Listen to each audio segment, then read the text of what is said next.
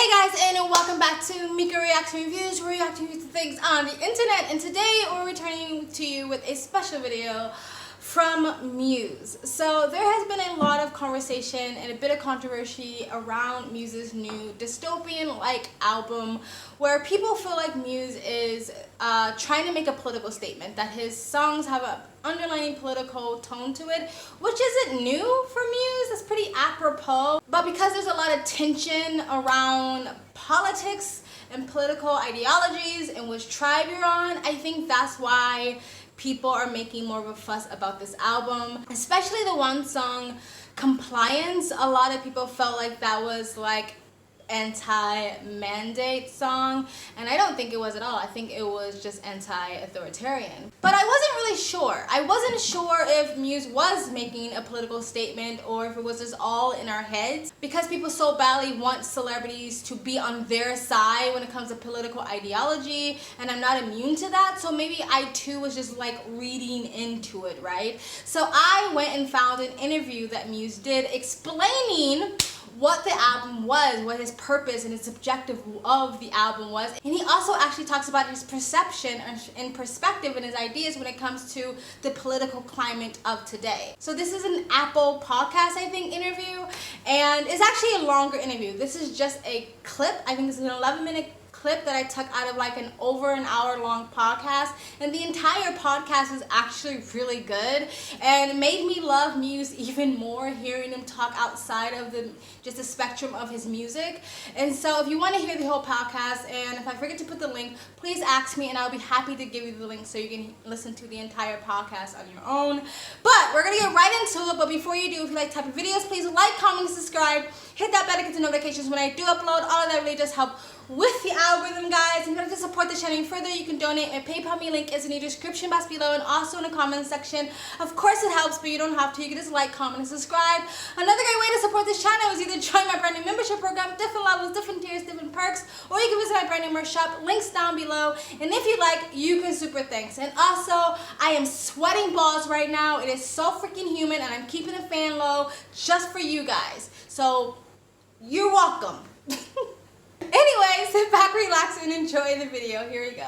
So the album starts, will of the people, the will of the people, the will of the people, the will of the will of the will of the will of the will of the will of the will. You know, we're very, again, it's been a constant throughout our lives together as fans and band for you to try to empower us to recognize the flaws in society and ultimately do something about it. Absolutely, yeah. I mean, we've seen, our generation has seen this huge change. You know, obviously it started with 2001, and just across this whole period of time, we've seen this thing going on. What is this thing? It's kind of like something's going on in the West, a kind of collapse, a kind of division has been emerging, and now we're dealing with like real external threats. You know, it's like we just feel like we're a part of this generation where something's going to go down in a major way. You know, and yet you live here still, and you could live anywhere in the world. And I'm here with you. Come on, I think you've got the edge. I like being close to the edge. You know what I mean? It's like something about LA, something about California. You just really are. You're literally on the edge of a massive tectonic plate. Do you know what I mean? There's that, but it's also just full of risk takers and just crazy people. I agree. I love it. Yeah. I agree. It's funny. A lot of my friends left in 2020 and 2021. Yeah, I went the other way. I stayed here. I stayed, and you know, I remember when a friend of mine who moved back to New Zealand said, "You have the most precious item on the planet right now. You have a New Zealand passport." That's true. It's true. You could have. Why aren't you using it? Exactly. Yeah, I feel like half of the tech industry has moved to New Zealand, haven't they? I mean, and it cost them a pretty penny. But I'm sure. But my thing is like, be part of the solution, or at least observe and learn. Yeah, America's where it's going down, like no question. Do you know what I mean? It's like the division in this country is kind of like, if that's not solved, it's like a major issue. Like threats from major threats from outside are going to come in. You know? Yeah, for real. And this place could fall apart. So like trying to be a part of the solution, or trying to like comment on it, or even give people the ideas of how they could solve it. I feel like that's the way to go. Yeah, when you find yourself in a situation and you know the theme is developing over the album, because you are a conceptual band, I can't think of any albums that haven't had some kind of through line. The last one felt somewhat optimistic and searching for solutions and other alternative realities.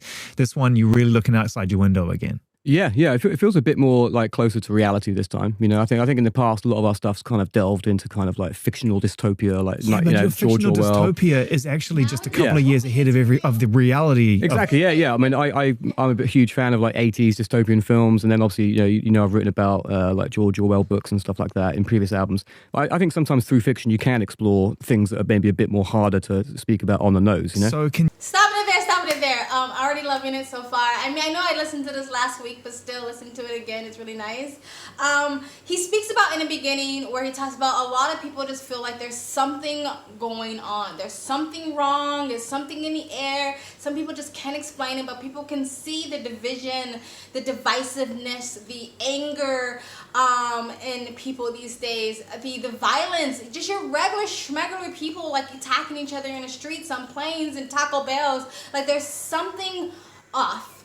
And I watch a lot of expat videos, and an expat is someone who lives over a bird almost flew my window.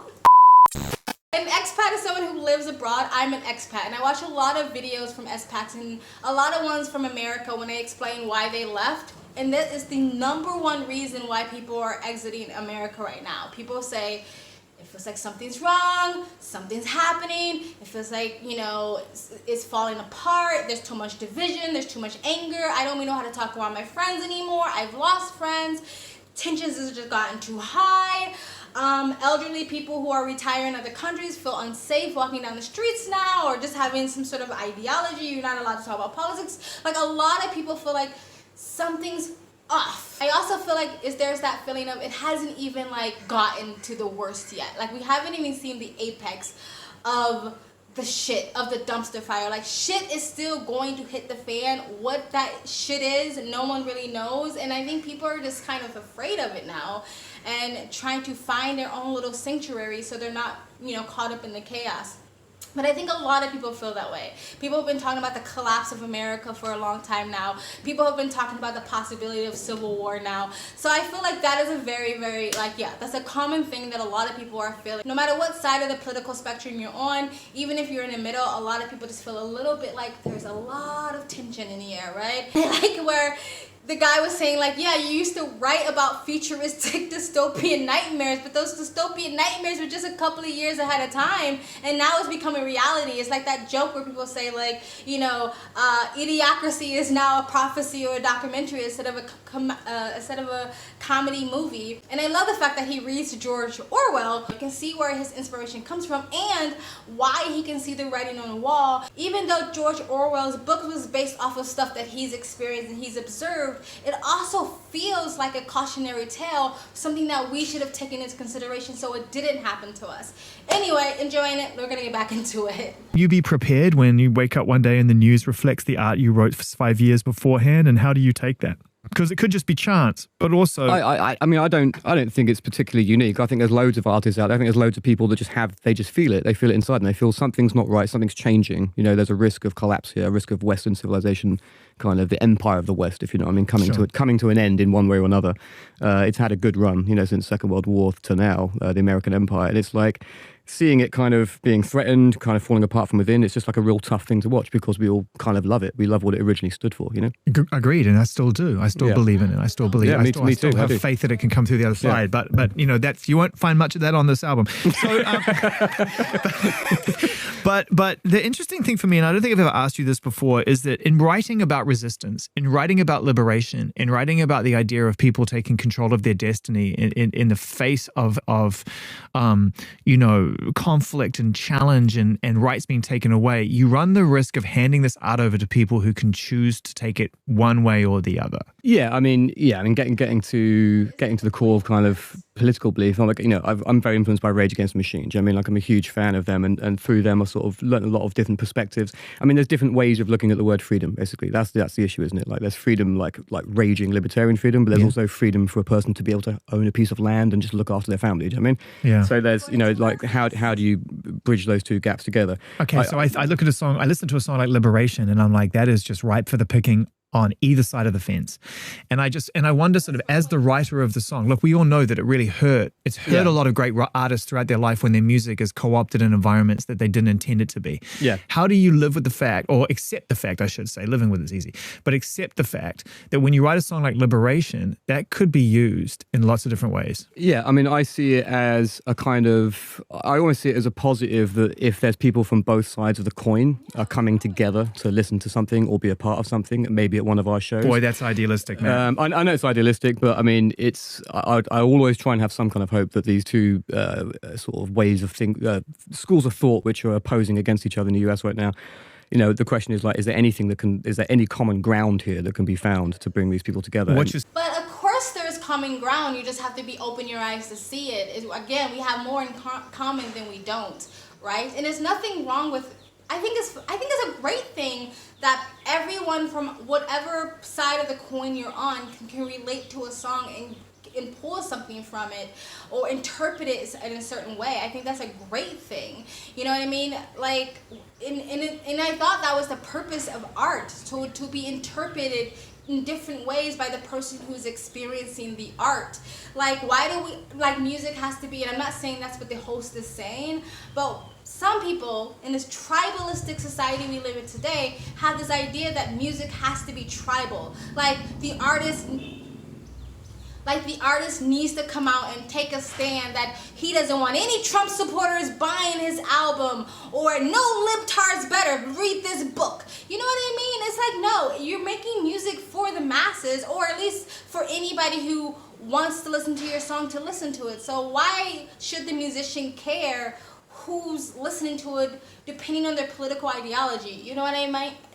You know what I mean? If there's a fan who's so tribal that gets upset because someone on the other side of the political spectrum also loves the same music they love. Saying in their song is that the common ground ultimately is a common uprising. I think the common ground is that there's a need for systemic change. You know what I mean? Like in the way politics is done, essentially. You know, I think the democratic structure is amazing in this country, but everyone knows the lobbyists. Everyone's lost faith in it. There's so much corruption there. And I think one thing both sides have in common, the hard right, hard left, they both agree there's a massive amount of corruption in the elites. You know what I mean? And I feel like that is something that both sides maybe can agree on. So coming up with a new system of how to solve that, I think, is something that could bring both sides together. It's awesome to hear so much fight and reflection and perspective going on in your music at this point, because as far as rock standing is concerned, you've hit your own elite place. You know, there's every reason for you to check out and to do music you want to do, but in a different way. And yet I feel like you've actually made probably one of the most divisive albums, like thematically, you've ever made. Most what? Divisive? Divisive in a way, really? Yeah. No, I mean, as I said, I don't see it that way. I think I've always been for systemic change in the way politics is done, you know, in the West. I'm not a socialist. I'm not a raging libertarian. I'm probably some kind of left libertarian, if you know what I mean, like a Noam Chomsky type. I think that's always been a general theme throughout. It's you know, I come from a background where, you know, my family went through a breakup, my dad went bankrupt, a recession in the UK, single mum, all that kind of stuff. So I've seen what it is to be on the other side of the coin. I've also worked my way up and become very successful in my own right. So I've seen what the advantages can be taken by those who are successful. Trying to stay true to what I felt in that period in my teenage years, where I felt like kind of, you know, I felt like my mum wasn't being supported that well. You know, opportunities weren't that great for us as a family. I've tried to stay true to that through the music throughout the whole time. You know? It's very fair. And you know what? You're right. Divisive is the wrong word. What I meant was kind of more agitated. You're agitating the situation. You know, divisive would suggest that there would be people who listen to this that don't actually agree with what you're saying. It's the opposite of that. No, I think revolution is certainly coming. You know, I think that's the bottom line. Is, you know, whether it just falls into a kind of civil war and chaos and some external threat like China or Russia takes advantage of that. That's one path. You know, the other path is as a revolution, which is, I don't like this path, but revolutions often are replaced with authoritarian regimes of one kind or another. That's why they're encouraged. Yeah. If I had to pick one thing that I'm fighting for, is like can we create a revolution? Can we create change here where it isn't violent and it doesn't lead to an authoritarian regime? Yeah, it doesn't exactly. It doesn't. We don't lose more of our rights in the process. That's the challenge. You know, that's the path that we have to try and make happen. You said something really powerful, I thought, before, which was you try to hold on to that feeling that you had in your teenage years when your identity was under threat. ultimately because circumstances out of your control were guiding you down a path you didn't understand. Yeah, there's definitely, I've seen what it is to see my mum struggling and stuff as a single parent and stuff. It's painful because you can't do anything about it, and you're a couple of years ahead. Yeah, and then also seeing like what led to the bankruptcy in the family was like a big, huge recession. Some guy called George Soros was short selling the pound, and it kind of put the UK into recession. Like, so at a very early age, I had this whole thing of like, okay, there's definitely some parties at the very top here, like, extremely wealthy, extremely powerful people that are kind of playing games with people's lives. Do you know what I mean? And it's like I've always had that feeling that needs to somehow be moderated. Well, but you've done it from inside the whale. What's interesting was you didn't try and just continue to throw spears at the outside, on the outside of an object that isn't going to feel them. You got swallowed up in your dinghy, and now you lived in the well, and you've made change from inside those systems. You've been successful. You've worked your way into those rooms to have conversations with people who make great decisions and people who make really ones. Yeah. And I wonder kind of like, if a big part of that motivation was realizing that actually trying to protest from the outside in, to some degree, is a little bit of a long and pointless road. You mean, are you asking like what I've seen, like if I've been close to people that really are up there, you mean? Yeah, we're conversing. What ultimately motivated you to not want to reject the system you saw that was corrupt in the beginning, but ultimately get closer to it? Not to say you joined it. Oh, right, yeah. You made money. You've been successful. You're an investor. You move in lots of different places outside of music. You're fascinated by that. People who are ultimately traumatized by that infrastructure, a lot of them don't get closer to it. Yeah, I mean, there's lots of people that go on that journey where they kind of come from nothing, if you like, build their way up. And there's some people which obviously start to embrace that change and that shift. There's other people that try to maintain what it was they learned and what they saw across that journey. Which one are you? I'm trying to be the latter. I've got like a bit of a military thing in my family. Like both my grandparents were in the military. My uncle was in the military. My cousin's a colonel in the army right now. I've always had this thing of like, I wish I was a bit more kind of like a bit tougher and self-sufficient in that kind of way. Do you know what I mean? Yeah, and I think it's I think it's just a good skill to have. I agree. Listen, I mean, plants and vegetables. I mean, plants and seeds. Yeah.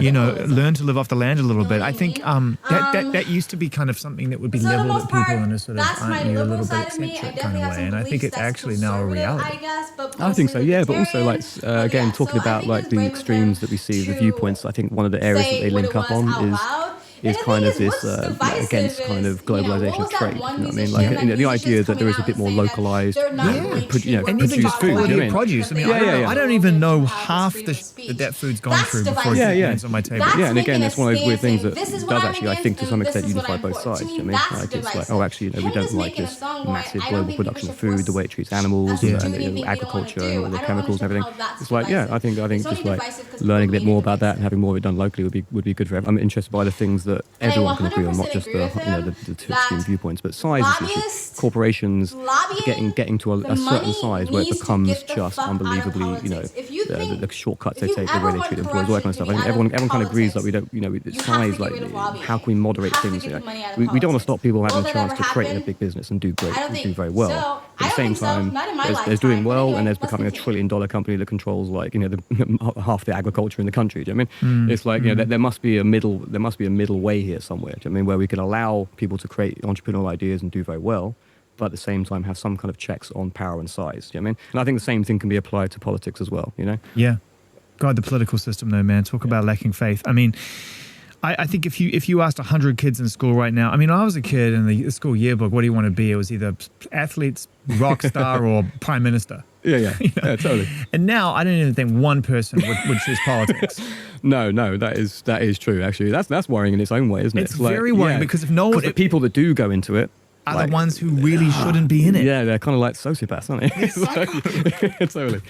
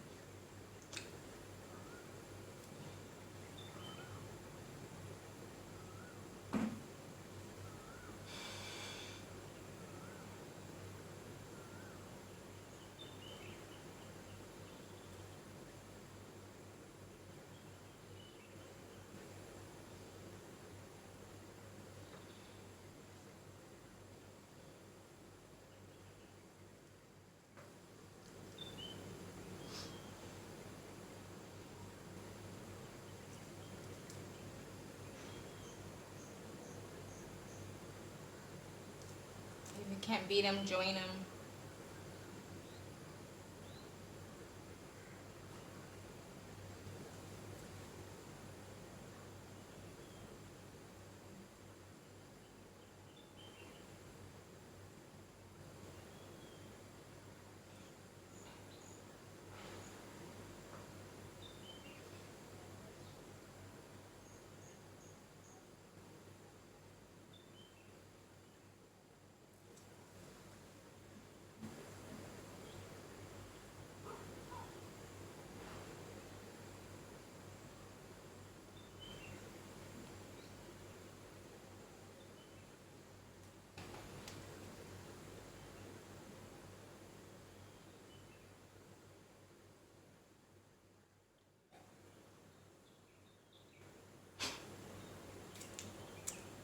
Yeah.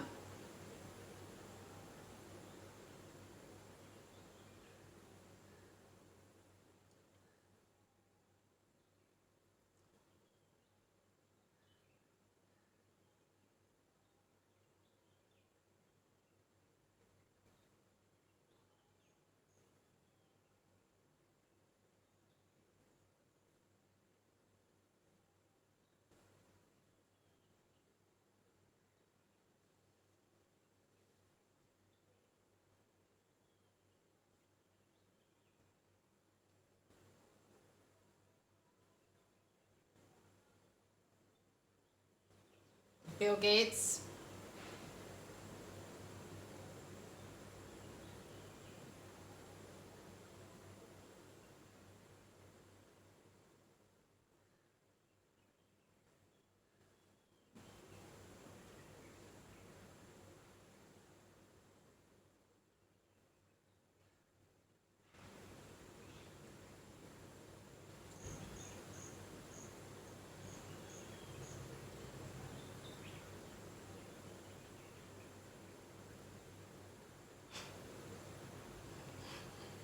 Yeah.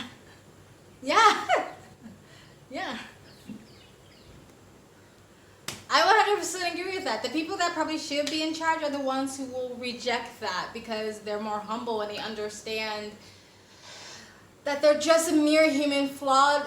They understand that there's a mere flawed human being, and they also probably understand the corruption that take place in those hierarchies. And the people who want it, people who want to be in politics, the people who want to be in control, are the ones who are probably more sociopathic, because people who have sociopathic tendencies usually go for those positions when it comes to work.